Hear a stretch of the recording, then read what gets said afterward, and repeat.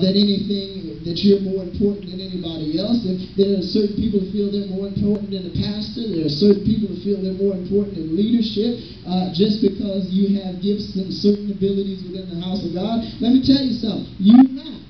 Because it is the mind, it is the head of the body that gives instruction to the rest of the body. If you want to question how important your mind is, go find somebody that doesn't have a good one, and you will find bad decision-making skills. You will find invalids, and you will find those who are unable to move properly. If your mind takes enough blows, if your head takes enough damage, then you lose control of even your bodily functions. You'll sit there and you'll shake Muhammad Ali. You've seen him. He took enough blows to begin to lose control. Your mind is everything. Amen. There was once an argument, of course, with Facebook, who said, I know everybody. And then Google chimed in and said, well, I know everything. I have everything. And Wikipedia chimed in and said, but I know everything. And then the computer said, well, without me, nobody could get to any of you. And electricity said, all of y'all can keep talking. Because it is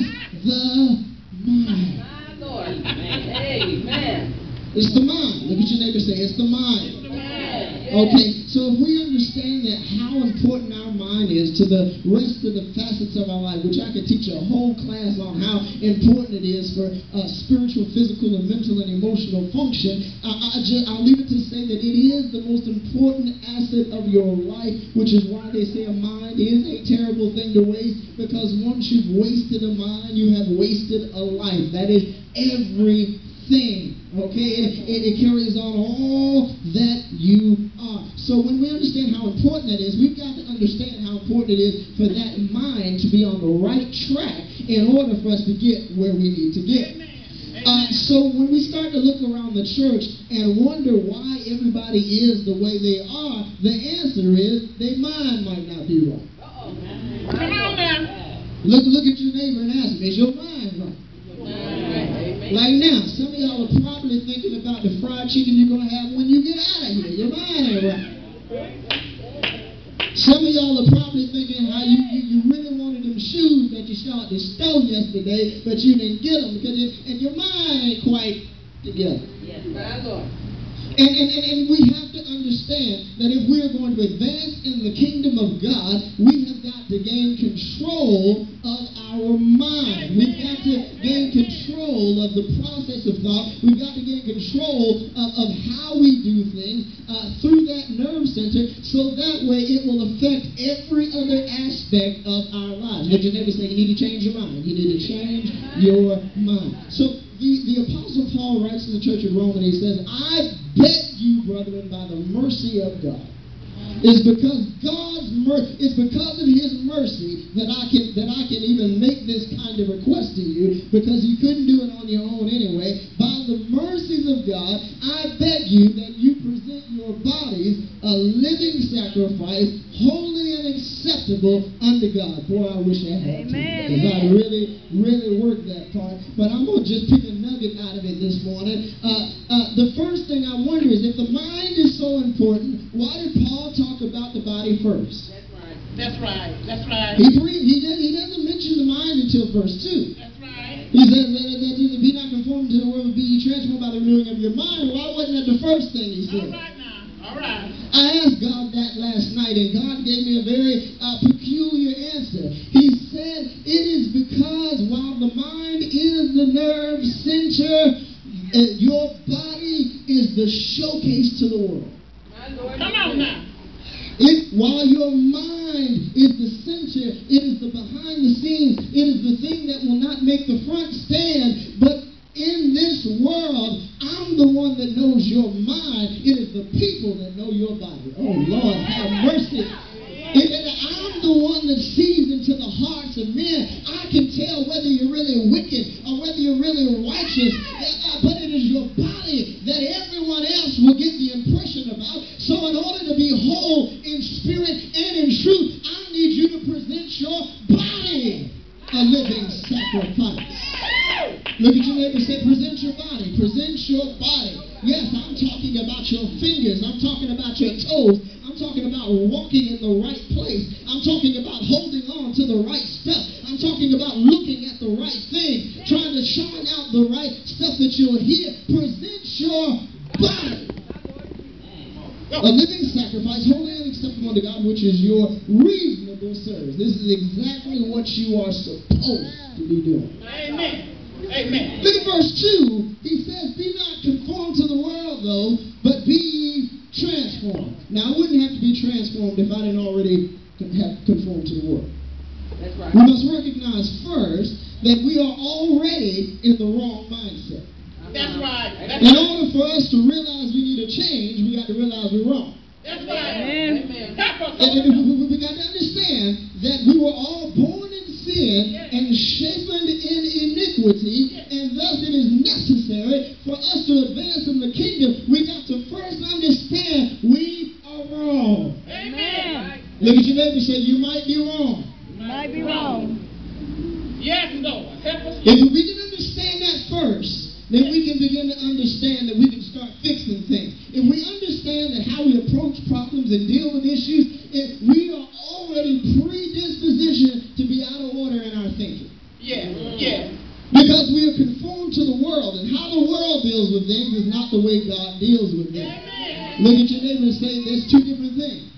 That's two totally different things. God deals with a situation. He said in the book of Isaiah that my ways are higher than your ways. My thoughts are higher than your thoughts. As a matter of fact, they're so high as the heavens are from above the earth. Yeah. That's how different. That's the two different planes we're on. That is two totally different things. So if we understand that we are already predispositioned, already conformed to the world, then we can start to understand, now I need to transform. Amen. He said, be not conformed to the world, but be ye transformed by the renewing of your mind. I got to thinking about something last night. Can I open myself up? Bring it on. Have your way, Lord. I was Have your watching way. the Susie Orman show on CSNBC last night. I keep up with a little bit of finance just to kind of, make myself feel better. And I was watching her show last night, and they had this segment called "Can I Afford It?" Yeah. And people would call in, and they would divulge to America their financial information in a overview sort of way. Yeah. Yeah. Like, for instance, they'd call in.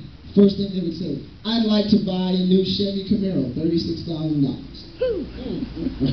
And then Susie would actually say, can I afford it? Okay, well, show me the money. That's her phrase. And then the caller would say, well, we have, our monthly income is about $9,000. Our expenses are around $8,500. We've managed to put about $15,000 in savings and liquid assets. We can access it at any time. Then we have another $100,000 in retirement, or 401k, and then tied up in investments, we have another $432,000. All right. Now I'm sitting in my chair. I know that's right. I'm blown away by this. I just, wow. And then what really got me, look at your name and say, are you ready? Tighten up. Here, I need y'all, hey, back up, tighten up. I need you. Are you ready? You ready? Ready? Are y'all ready? Ready. When it got to the point where he said, all right, Susie, can I afford it? Susie said, denied. You still don't have enough. What? Are you kidding me? They just rattled off to you $600,000 worth of net worth, and they don't make enough to buy a $36,000 car?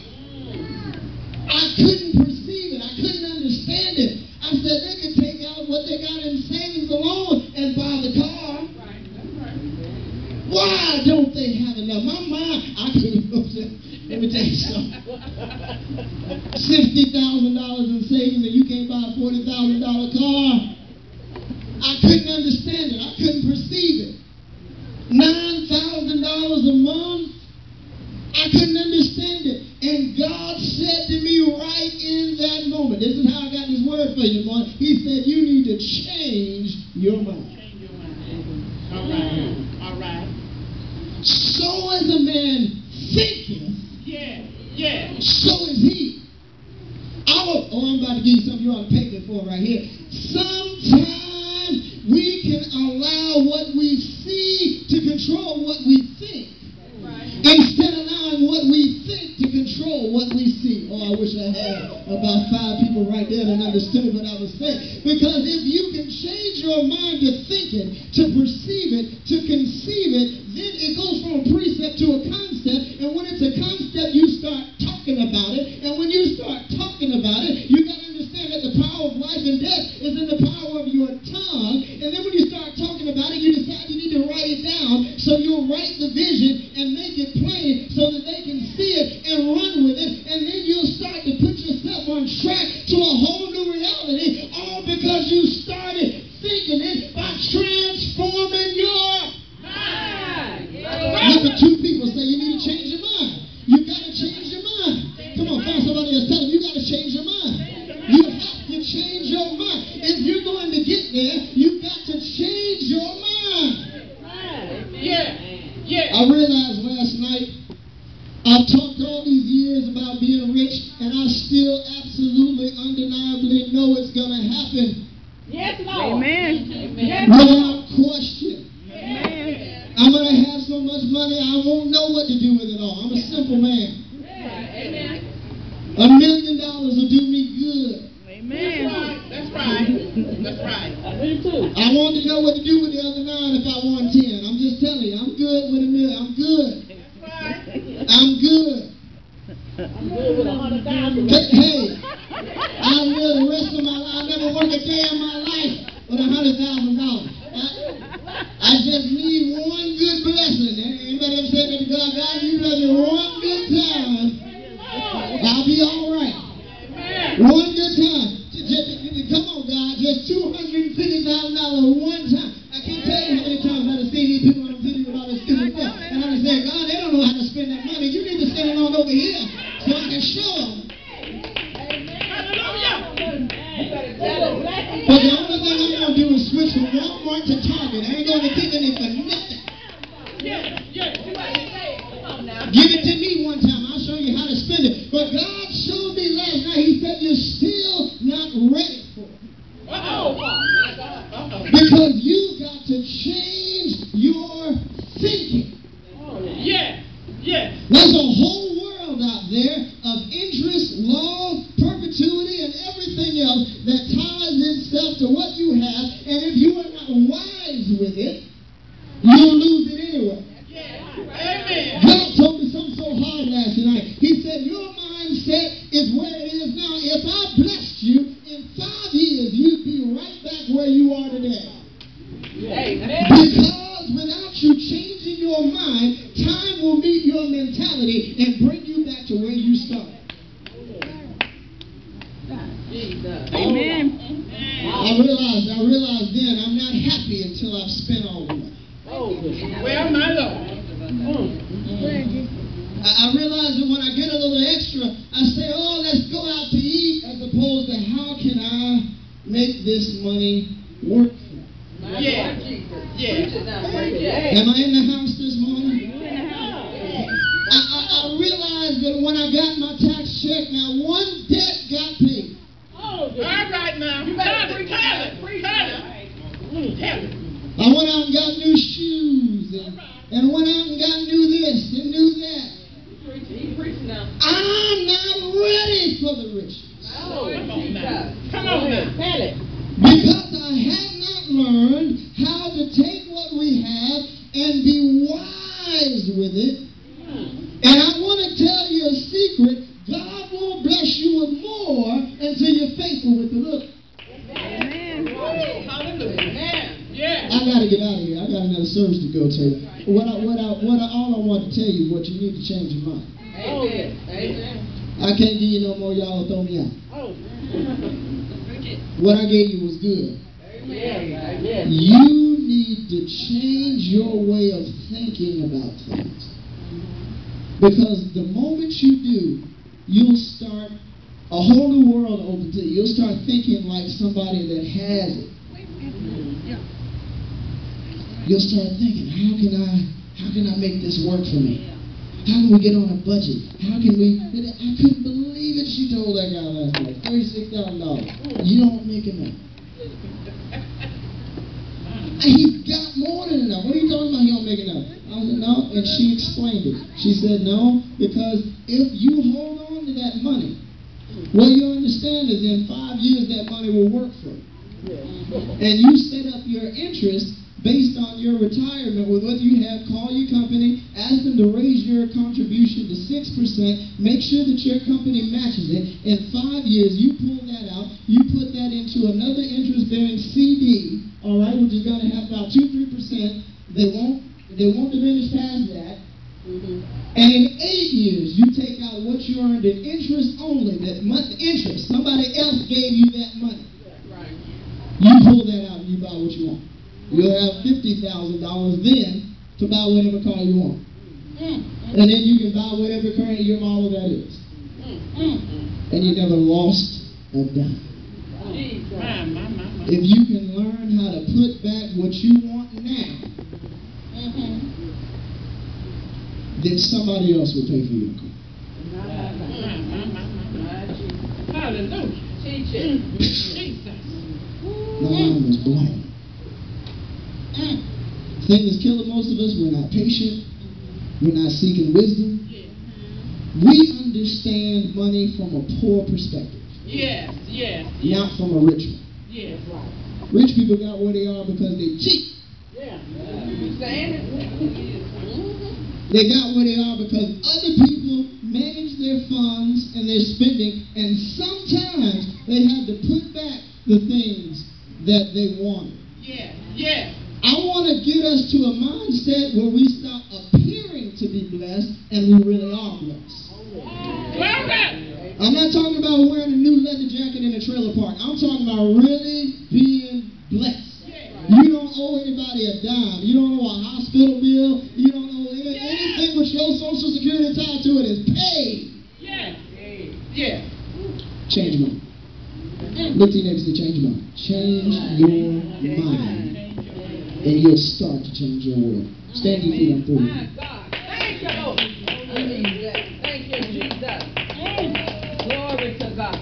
They're not saying it because that's what they do and all that other kind of stuff. They're not saying, the school is good for you. Guess what? There's a reason. Can't get a good job without it. Everybody wants a bachelor's, not an associate's. Go for the extra 2 years and get your bachelor's. Oh, yeah. Because that's what they want. You got people with masters walking around here without a job. Amen. Okay? Get your bachelor's. Oh, yeah. And if you got the time, go get your master's. For the fun of it, get your doctorate. All the way, girl. Go all the way. Get it done. If there ain't no jobs in Montgomery, doggone it, you move. Yes, he will. Move to where there is a job. You've got to change your thinking. That's right. Man. You can't affect people you love and care about as long as you're on their level. No, you can't. This is hard for Sunday morning. I know it is. I'm sorry. Let me pray. That's all right. Have your way, Lord. All I'm trying to tell you is you'll bless your mama with a new house a whole lot better from another place where you're making $30 an hour. Then you can buy a house. Can't do it here. Working at Walmart is not going to happen. Change your thinking. Right. You're willing to keep that job that you don't like because they told you you can't get nothing else. Change your thinking. I'll go without that. I'm through. Amen. Father God, help us today. Yes, Jesus. Because we need your help. Amen. Many of us have dreams, visions. People have prophesied to us talking about how he's going to make it, how he's going to be this, how he's going to be that. People have told us how much talent we have and how good we are and all these other things. None of it makes a difference if our mindset is not where you're taking us.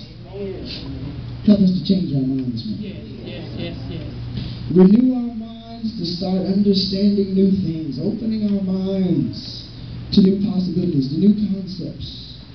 Understanding that you are the head and we must follow you wherever you take us. This morning we present our bodies, a living sacrifice to you, holy and acceptable unto you, God. We set ourselves apart for your use. We thank you right now for all the things you're doing and going to do. We bless your name today. We give you all the praise and glory. We speak a new blessing now over this house, that we will begin on that road of changing our mind and changing our world. In Jesus' name, amen. I wish somebody would give God a praise this morning like you got a word that'll take you through the week.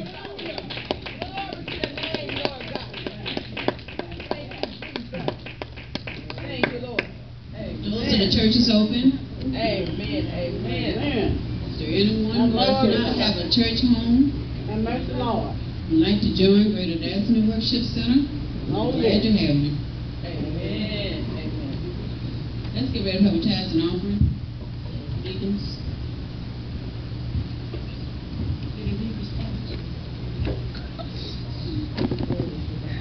Michael. I'm sorry. So give, and it should be given back to you. Yes. Good measures.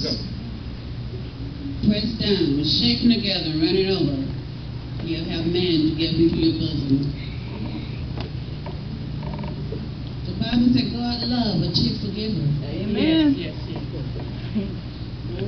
He said he will open up the windows of heaven Yes. and pull you out a blessing. You don't have room enough to receive. Well, praise him, praise him. And God said, would a man rob him? Well. Most of us would say no.